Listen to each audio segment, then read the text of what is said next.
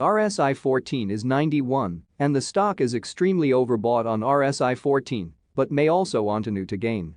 Some stocks see their best performance while being overbought, but very seldom does RSI remain so high for a long time without short corrections.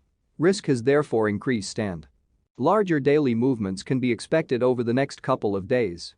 High volatility in AIRT stock price on Thursday, which ended trading at $38.38.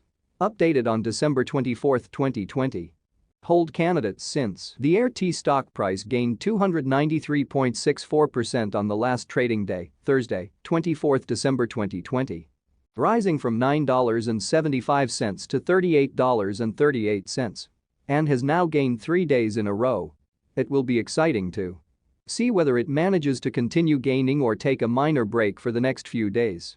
During the day, the stock fluctuated 271.68% from a day low at $11.55 to a day high of $42.93.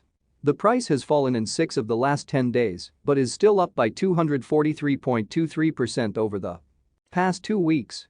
Volume has increased on the last day along with the price, which is a positive technical sign, and, in total, 2 million more shares were traded than the day before.